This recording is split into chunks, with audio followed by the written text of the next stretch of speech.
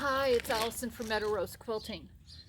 I decided that today, April 9th, 2020, is the last day that we're going to have snow in Calgary, Alberta.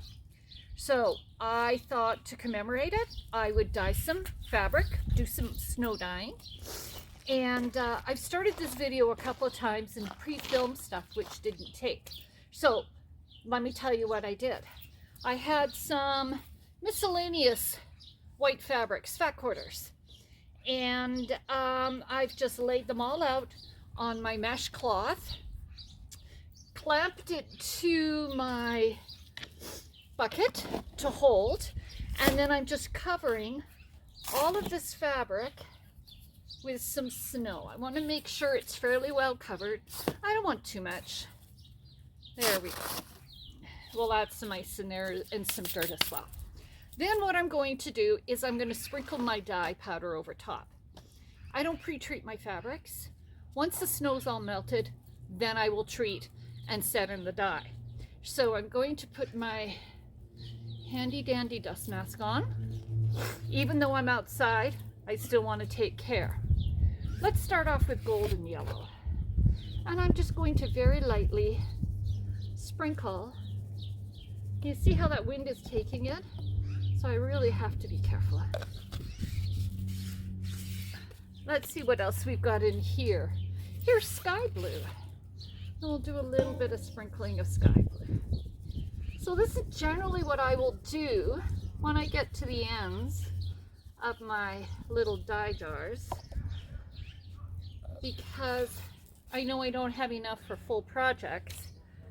So I will use up these little bits. I've got some turquoise. Let's try a little bit of turquoise. Oh, this has got a lot of dye in it. That's okay. And I'm hoping this time for a fairly light color. Oops, wrong one. A fairly light color. I don't want it super dark. And we will take bright yellow. And I'm just going to sprinkle. So, color theory. What am I going to end up with? I've got blue. I've got yellow. Hopefully I'll end up with some shades of green and blue. And we will just see what happens. Here's a really big old container of slate blue. It's kind of like a navy. But can you see how that's blowing? Glad I'm doing it outside. There we go. I'm going to leave that for the rest of the day. I may take my gloves off. I may put a little bit of a cover over it. We have lots of birds around here, and I don't want the birds to get into the dye. So I may just drape a cloth over it just to keep it, garbage bag or something, just to keep the birds off. Let the heat and the sun, as the sun will come around into my front yard, to melt all the snow. And what I'll do when it's done, I'll videotape some more. See how it goes.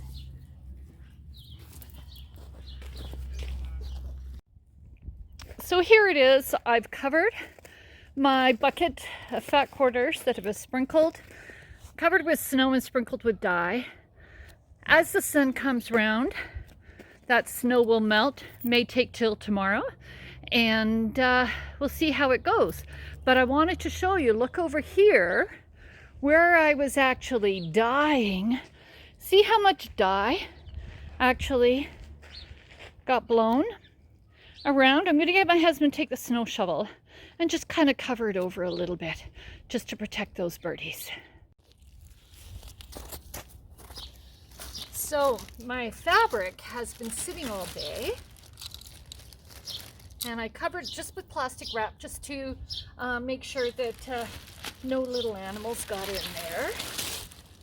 My snow has not completely melted.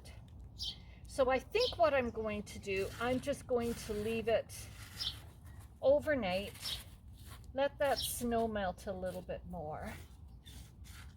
But I think I'm going to get some cool colors in there. We'll see how it turns out. I'm going to leave everything as it is, and we will wait for that snow to melt completely. We're supposed to have another nice-ish day tomorrow, so +2, 3 Celsius, I think is the forecast.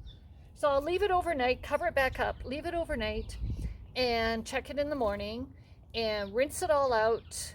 Actually, I'll process it with soda ash, the fabric, and then I will be back and I'll show you what's next.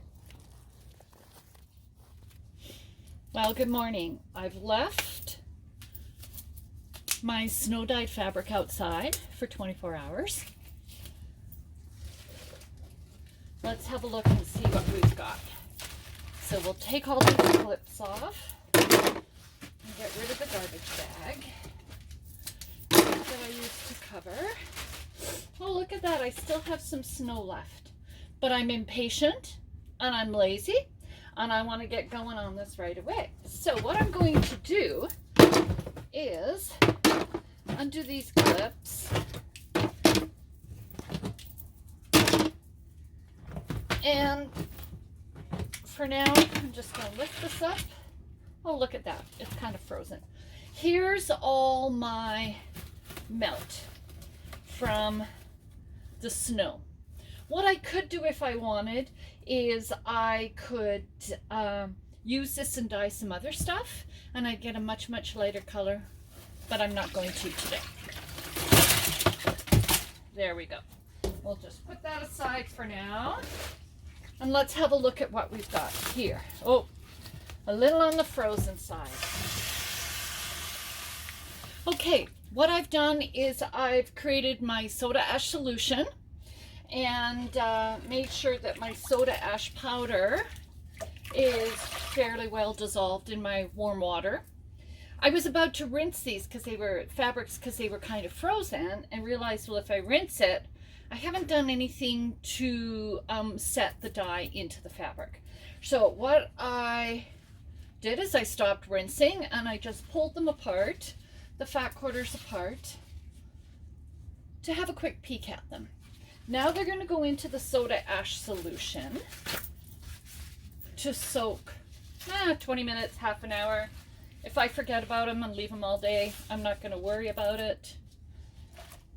So we'll just dump those in. Now I wanted to show you one piece. These are all different fat quarters from different manufacturers. They're white fabrics. This one hardly dyed at all. And I could see that as soon as I put it in. We'll talk about different manufacturers or different distributors of fabrics later. But this one hardly took the dye at all.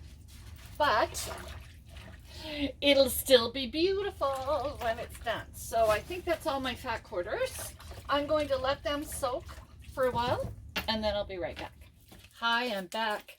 My fabric's had a couple of hours. There. My fabric has had a couple of hours to soak in my soda ash solution. Now I'm going to rinse it. And usually I do it, just rinse to get most of the wet out, or the dye out, I should say. And then what I'll do is I'll run it through a couple of cycles on my washing machine. But let's have a look before we get to the washing machine.